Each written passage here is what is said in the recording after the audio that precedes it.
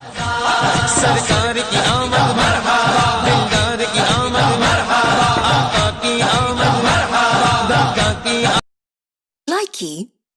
یا اللہ پریشاناں دیاں پریشانیاں دور فرما، اللہ دکھیاں دے دکھ دور فرما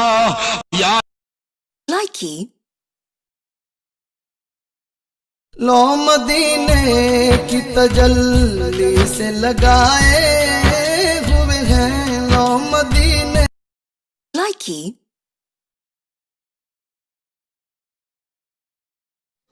رب العالمین والصلاة والسلام علی سید الانبیاء والمرسلین، اما بعد فاعوذ باللہ من الشیطان الرجیم، بسم اللہ الرحمن الرحیم، الصلاة والسلام علیک یا سیدی یا رسول اللہ، الصلاة والسلام علیک یا سیدی یا حبیب اللہ، وعلی آلک وصحبک یا سیدی یا رحمت للعالمین۔ بسم اللہ الرحمن الرحیم، والذین یؤمنون بما انزل الیک وما انزل من قبلک وبالآخرۃ هم یوقنون، آمنت باللہ صدق اللہ العظیم۔ احباب ذی وقار، اللہ تبارک و تعالی نے اپنے نیک بندوں کی صفات اور آقا کریم علیہ السلام کی ذات ببرکات پہ جو کلام مجید فرقان حمید نازل فرمایا، اور آقا کریم علیہ السلام سے پہلے جتنے بھی انبیاء اکرام علیہ السلام پر کوئی کتابیں اور صحیفے نازل فرمایا، ان کا ذکر رب تعالیٰ کلام مجید میں ارشاد فرما رہا ہے، والذین یؤمنون، اور صاحب ایمان وہ لوگ ہیں، ایمان والے وہ لوگ ہیں، بما انزل الیک، کہ وہ یقین رکھتے ہیں اس چیز پر جو نازل ہوا اے حبیب کریم رؤوف رحیم صلی اللہ علیہ وسلم آپ کی طرف، وما انزل من قبلک، اور جو نازل ہوا آپ سے پہلے کم و بیش 1,26,000 پیغمبر اور رسول پہ، وبالآخرۃ هم یوقنون، اور یوم آخرت پر بھی یقین رکھتے ہیں۔ اب اس آیت کریمہ میں بما انزل الیک، بما انزل الیک سے مراد کلام مجید فرقان حمید اللہ تعالیٰ کی وہ ذیشان کتاب لا ریب کتاب ہے،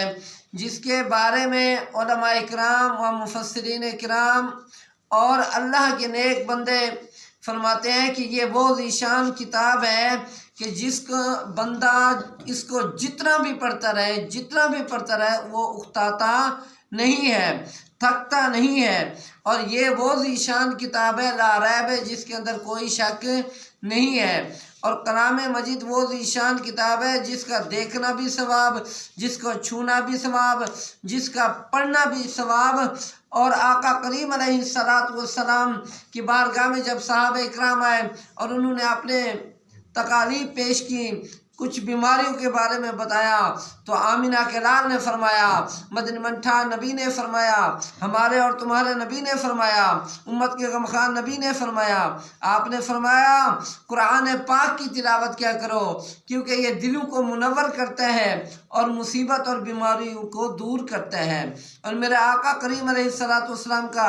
ایک اور فرمان ہے کہ میرے آقا کریم علیہ السلام نے فرمایا کہ اپنے گھروں کو قبرستان نہ بناؤ، ویران نہ کرو۔ تو صحابہ اکرام نے عرض کی یا رسول اللہ صلی اللہ علیہ وسلم وہ کیسے؟ آپ نے فرمایا جس گھر میں نماز نہیں، قرآن نہیں، وہ ویران گھر ہے، وہ آباد گھر نہیں ہے، اور وہ قبرستان کی مانند ہے۔ دعا ہے کہ اللہ تعالیٰ میں صحیح مانے کلام پاک کی تلاوت کرنے کی توفیق عطا فرمائے۔ اور یہ وہ ذیشان کتاب ہے جو کامل و اکمل ہے، اور کئی موضوعات اس کے اندر شامل ہے، اور یہ وہ ذیشان کتاب ہے اور وحد کتاب ہے جس کے بارے میں اللہ تبارک و تعالی نے قرآن مجید کے اندر بڑے بڑے فصیح و بلیغ اور شعراء، فصاحت و بلاغت کا سکہ منوانے والے بڑے بڑے لوگوں کو، عرب کے لوگوں کو اللہ تبارک و تعالی نے چیلنج کیا ہے کہ تم اس جیسی کوئی ایک چھوٹی سی آیت لے کے آ دکھو۔ اگر تم کہتے ہو یہ قرآن نعوذ باللہ من ذالک قصہ ہے، کہانی ہے یا بناوٹ ہے، تو کوئی ایک صورت لے کے دکھاؤ۔ جب وہ عاجز آ گئے تو ماننا پڑا کہ یہ وہ ذیشان کتاب ہے جو برحق ہے، اور جس نبی آخر الزماں پہ نازل ہوا کہ وہ بھی آخر النبی اور خاتم النبیین حق اور سچ ہے۔ اور مومنین کے اوصاف میں سے ایک وصف یہ بھی ہے کہ اللہ تبارک و تعالیٰ کی آیت کریمہ وَبِالْآخِرَةِ هُمْ يُوقِنُونَ پر پختہ یقین رکھتے ہیں کہ ہاں مرنے کے ایک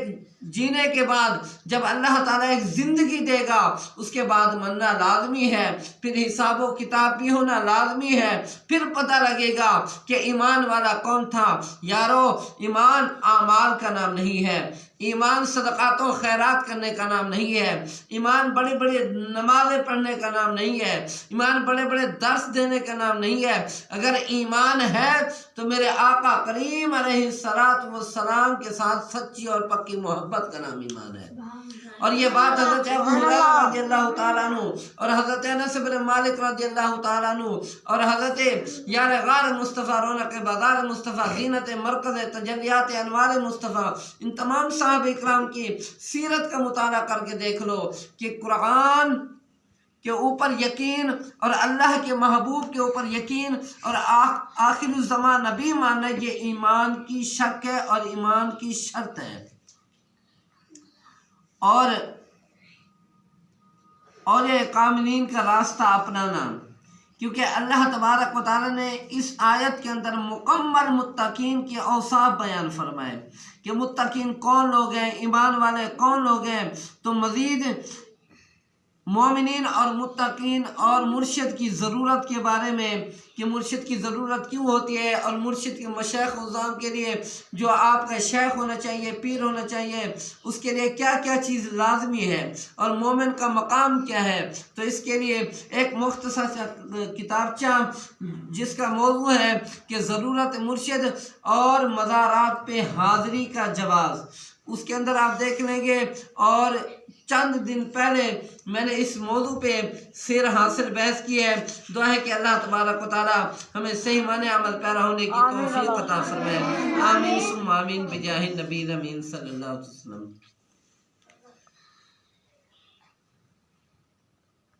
والصلاة والسلام على سید الانبیاء والمرسلین،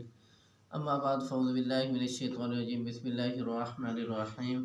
الصلاة والسلام علیکہ یا سیدی یا رسول اللہ، الصلاة والسلام علیکہ یا سیدی یا حبیب اللہ، وعلی آلک و صحابک یا سیدی یا رحمت للعالمین۔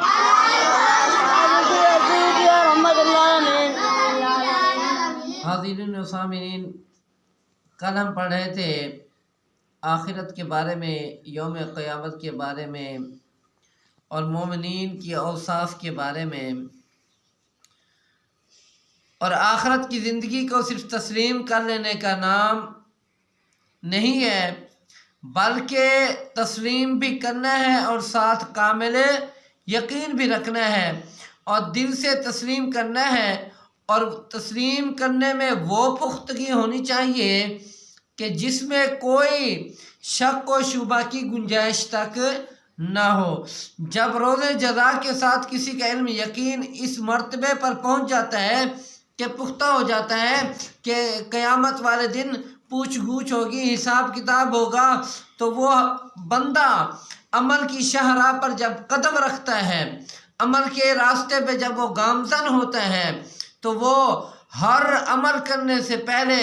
اس کے نتیجے کا اندازہ لگا لیتا ہے۔ ہر مسلمان کو چاہیے، چاہے وہ کاروباری حضرات ہیں، چاہے وہ ہمارے اسلامی حضرات میں سے ہیں یا کوئی اسلامی حضرات میں سے ہیں، میری مراد وہ بڑے بڑے شناخواں قرآن حضرات جو کہ لاکھوں روپے پہلے اپنے اکاؤنٹ میں جمع کرواتے ہیں، پھر پروگرام کی بکنگ کرتے ہیں، پھر ان کی مرضی جائیں یا نہ جائیں، ایسے شناخواں اور ایسے قرآن حضرات اور ایسے علماء حضرات کے لیے لمحہ فکر ہے۔ ہاں، نذرانہ لینا سنت ہے، ہدیہ لینا بھی سنت ہے، لیکن جائز حد تک ہدف بنائے، اپنی ضرورت جو ہو اور جتنا خرچہ ہو اسی حساب سے اپنا ہدف بنائے، تاکہ امیر تو امیر غریب بھی میرے آقا کا میلاد منا سکے، امیر تو امیر غریب بھی میرے سیدی و سندی حضور قبلہ 11ویں والد سرکار کا محفل منا سکے، شان اولیاء کی محفل منا سکے، شان صحابہ کی محفل منا سکے، شان محمد عربی علیہ السلام کی محفل منا سکے۔ اور اللہ تعالیٰ نے جتنا دل امیر کو دیا ہے، دولت دن دولت امیر کو دی ہے، اور اتنا اللہ تعالیٰ نے غریب کو ایمان کی دولت دی ہے، محبت کی دولت دی ہے، اور کوئی کار خیر کی محفل کرا سکے۔ اور الحمدللہ بالخصوص ہماری بزم اسحاقیہ مہریہ کا یہ منشور ہے اور رہے گا کہ کم خرچ علماء اور شناخواہ کو موقع دیا جائے تاکہ غریب عاشقوں کا ساتھ دیا جائے۔ اس کے لیے عوام الناس کو بھی فائدہ ہوگا اور ہماری بھی نجات کا سبب بنے گا، اور ہماری یہ محفل ہمارے لیے نجات کا سبب بنے گی۔ اور افسوس کی بات تو یہ ہے کہ ہمارے عمل میں جو تضاد ہوتے ہیں وہ ہمارے ایقان قیامت پر کمزوری کا سبب ہے۔ ہمارا بولنا کچھ اور ہوتا ہے، ہمارا عمل کچھ اور ہوتا ہے، تو اس وجہ سے ہمیں چاہیے کہ ہم اپنی بھی اصلاح کریں اور دوسروں کی بھی اصلاح کریں، اور اس چیز کا ہمیں فائدہ ہوگا دنیا میں بھی اور آخرت میں بھی۔ اور بناوٹی عزت، شان و شوکت، دولت، اس میں ظاہراً سکون ہے، لیکن قیامت کے دن جب آقا کریم علیہ السلام کے سامنے پیش ہوں گے یا رب کی بارگاہ میں پیش ہوں گے، ہمارا کیا بنے گا؟ ہمارا تو حال یہ ہے کہ محفل دینی ہوتی ہے اور اس میں بناوٹ اور دکھاوا دنیا داروں جیسا ہوتا ہے، اور محفل دینی ہوتی ہے، اور محفل خیرات قرخانی وغیرہ یہ غریبوں کے لیے ہوتی ہے، اور ہمارا حال یہ ہوتا ہے کہ ہم بڑے بڑے رؤساء، بڑے بڑے لوگوں کو سٹیج کی زینت بنا دیتے ہیں، اور جو ہمارے علماء ہوتے ہیں جن کے بارے میں میرے آقا کریم علیہ السلام نے فرمایا کہ یہ علماء وہ ہیں جو انبیاء اکرام علیہ السلام کے وارثوں میں سے ہیں، کہ انبیاء اکرام علیہ السلام کے علم کو پھیلانے والے ہیں، اور علماء اکرام وہ ہیں کہ جن کا دیکھنا بھی ثواب، جن کی صحبت میں بیٹھنا بھی ثواب، اور وہ بیچارے علماء عوام الناس کے ساتھ اپنی عاجزی کا ثبوت دے رہے ہوتے ہیں، اور آقا کریم علیہ السلام کے سامنے سرخرو رہے ہوتے ہیں، اور دو جہانوں کی دولت لوٹ رہے ہوتے ہیں۔ ہمیں چاہیے ہم علماء کی قدر کریں، ہمیں چاہیے شناخواہ کی قدر کریں، ہمیں چاہیے حفاظ قرآن کی قدر کریں۔ کیوں؟ جس طرح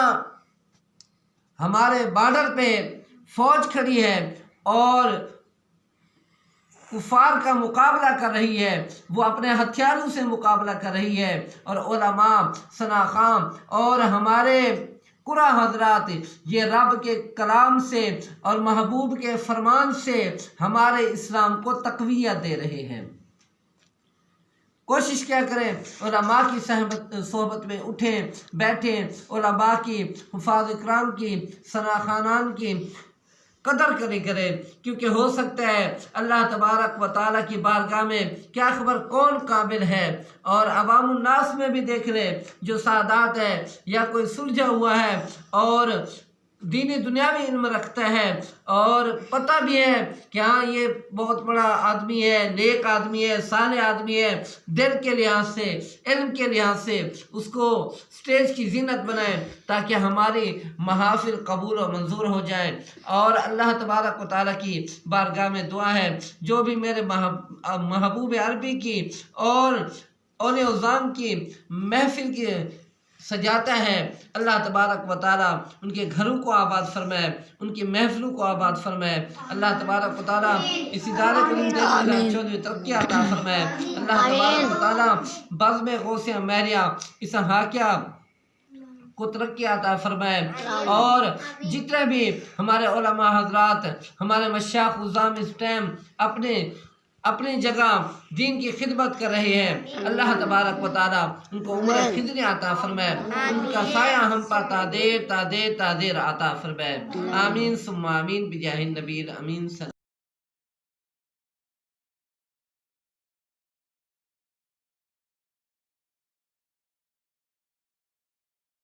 یا رب مصطفیٰ تو مجھے حج پہ بلا، آ کے میں دیکھ لوں آنکھ سے کعبہ تیرا۔ یا رب مصطفیٰ تو مجھے حج پہ بلا، آ کے میں دیکھ لوں آنکھ سے کعبہ تیرا۔